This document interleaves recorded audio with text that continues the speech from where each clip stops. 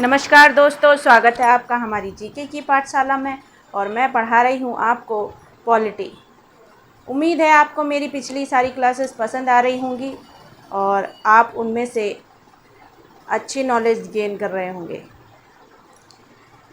तो दोस्तों, अपनी क्लास शुरू करने से पहले हम मोटिवेशनल कोट सुन लेते हैं और फिर अपनी क्लास को आज शुरू करते हैं। तो दोस्तों, हमारा आज का सुविचार क्या कह रहा है कि समय और शिक्षा ये दोनों व्यक्ति की भविष्य को बनाने के लिए बहुत ज़्यादा महत्वपूर्ण है। समय और जो शिक्षा है वह व्यक्ति के भविष्य को बनाने के लिए बहुत ज़्यादा ज़रूरी है, क्योंकि जो हमारा कोई कार्य समय से नहीं होता, अगर कोई हमारा कार्य समय से नहीं होता तब हम परेशान होते हैं कि हमने अगर समय से वह कार्य कर लिया होता, समय से अगर हमने वह कार्य कर लिया होता है ना पछतावा कि कोई कार्य हमने नहीं किया होता है। कोई व्यक्ति कैसा होता है कि वह ना आधा अधूरी अपनी पढ़ाई छोड़ देता है और कोई और उस टाइम पे काम कर लेता है, और जब उसकी एज चली जाती है और जब उसको लगता है कि यार मुझे ना पढ़ाई कर लेनी चाहिए थी, आज मैं पढ़ाई करता तो मैं आज वहाँ होता। तो यही होता है दोस्तों, समय की जिसने अहमियत जान ली, पहचान ली, वही जीवन में सक्सेस हो पाता है।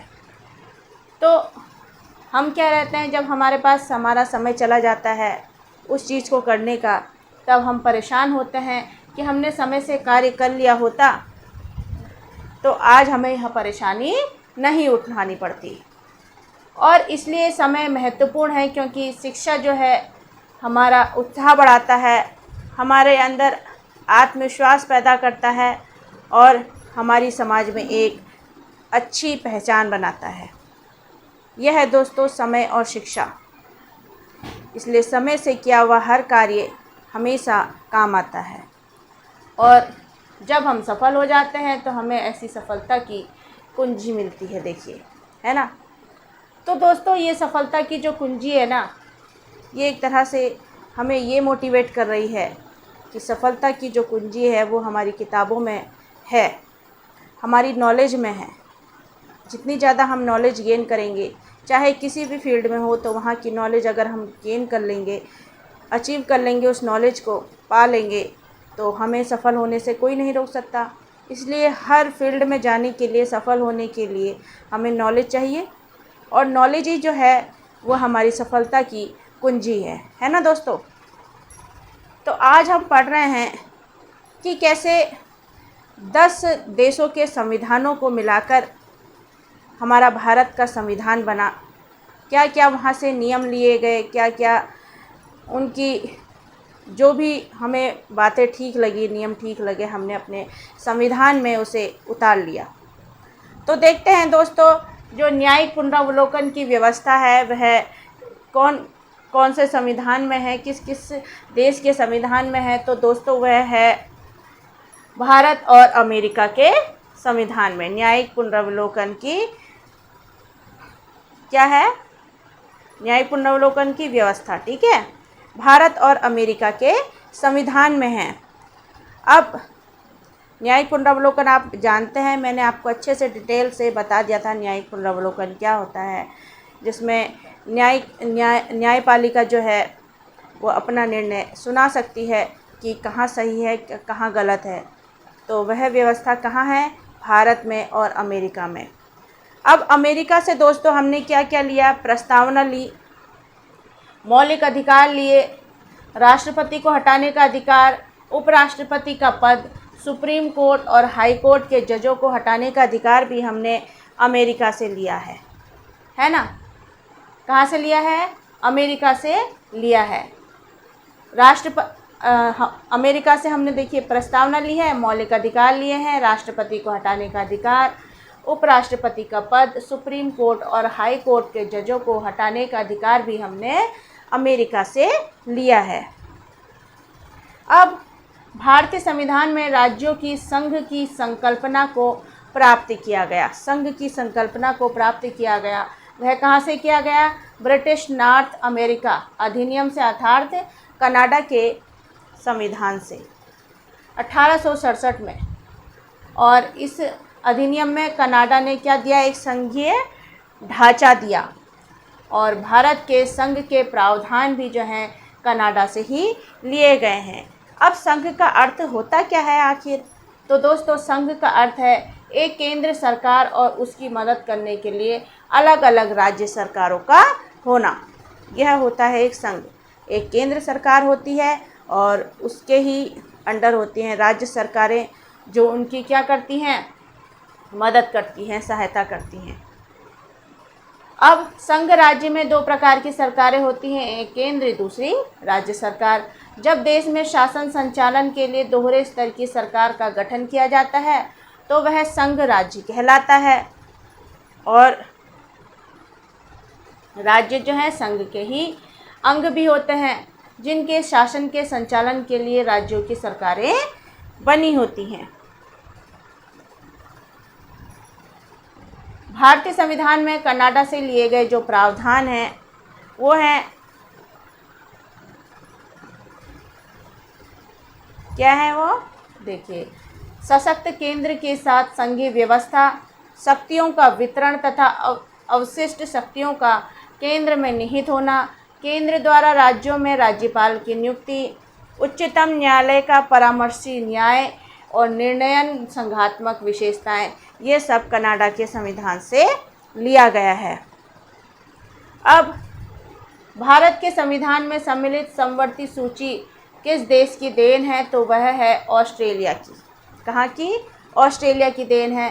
भारतीय संविधान की 7वीं अनुसूची में संघ अनुसूची, राज्य अनुसूची, समवर्ती अनुसूची आदि आते हैं। तो संघ अनुसूची जो है 241 और समवर्ती सूची 200 संघ अनुसूची 246 समवर्ती अनुसूची 246 और राज्य अनुसूची 246 भाग से का वर्णन किया गया है। ठीक है, तो ये भारत के संविधान में समवर्ती सूची किस देश की देन है? तो वह है ऑस्ट्रेलिया की। भारतीय संविधान में राज्य के नीति निर्देशक तत्व की संकल्पना किस देश के संविधान पर आधारित है? और वह है आयरलैंड के संविधान पर आधारित। नीति निर्देशक तत्व किस देश से लिए गए हैं? आयरलैंड से लिए गए हैं। राष्ट्रपति की निर्वाचन पद्धति भी हमने आयरलैंड से ली है, लेकिन राष्ट्रपति को हटाने की प्रक्रिया हमने कहाँ से ली है? अमेरिका से ली है। और राज्यसभा में सदस्यों का मनोनयन ये भी आयरलैंड के अंतर्गत आता है। भारतीय संविधान के अनुच्छेद 80 में राष्ट्रपति राज्यसभा में 12 सदस्यों को मनोनीत करेगा और यह 12 लोग होंगे जिनका संबंध है साहित्य, कला, विज्ञान या समाज सेवा से। और भारतीय संविधान में 10 देशों के संविधानों के नियमों को मिलाया गया और वह 10 देश हैं संयुक्त राज्य America, Britain, Ireland, Australia, Germany, south Africa, Canada, Soviet संघ, जापान और फ्रांस। इतने देशों को मिलाकर हमारा भारतीय संविधान तैयार हुआ है। तो दोस्तों एक बार और देख लीजिए आप, कौन से वो 10 देश हैं जिनको मिलाकर हमारा भारतीय संविधान बना। संयुक्त राज्य अमेरिका है, ब्रिटेन है, आयरलैंड है, ऑस्ट्रेलिया है, जर्मनी है, साउथ अफ्रीका है, कनाडा है, सोवियत संघ है, जापान है और फ्रांस है। इन 10 देशों को मिलाकर भारतीय संविधान बना। ठीक है,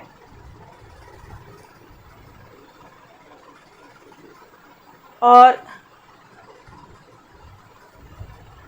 न्याय पुनरावलोकन की व्यवस्था आपको बताई दी थी मैंने, भारत और अमेरिका। ठीक है, फिर अमेरिका से हमने प्रस्तावना, मौलिक अधिकार, राष्ट्रपति को हटाने का अधिकार, उपराष्ट्रपति का पद, सुप्रीम कोर्ट, हाई कोर्ट के जजों को हटाने का अधिकार अमेरिका से लिया है। क्या क्या लिया है? राष्ट्रपति को हटाने का अधिकार लिया है, मौलिक अधिकार लिए हैं, प्रस्तावना ली है, जो प्रस्तावना लिखी है ना हमारे संविधान में वो हमने अमेरिका से ली है, उपराष्ट्रपति का पद, सुप्रीम कोर्ट और हाई कोर्ट के जजों को हटाने का अधिकार हमने अमेरिका से लिया है। और कनाडा से क्या क्या लिया है? संघीय ढांचा लिया है। ठीक है, संघीय ढांचा और जिसके अंतर्गत एक केंद्र सरकार और उसकी मदद करने के लिए अलग अलग राज्य सरकारें होती हैं। ये सब हमने कनाडा से लिया है। और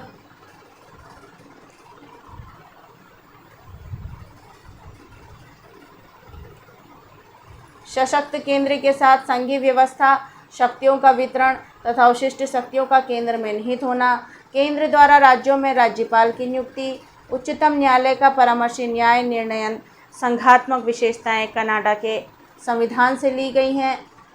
फिर समवर्ती सूची जो है वो ऑस्ट्रेलिया के संविधान से ली है। ठीक है। भारतीय संविधान में राज्य के नीति निर्देशक तत्व की संकल्पना जो है वो कहाँ से ली है? आयरलैंड से ली है। नीति निर्देशक आयरलैंड से ली है। और राष्ट्रपति को हटाने का अधिकार तो कौन से उसमें था, हमें दिया गया था? जो ये देखिए, राष्ट्रपति को हटाने का जो अधिकार लिया हमने कहाँ से लिया?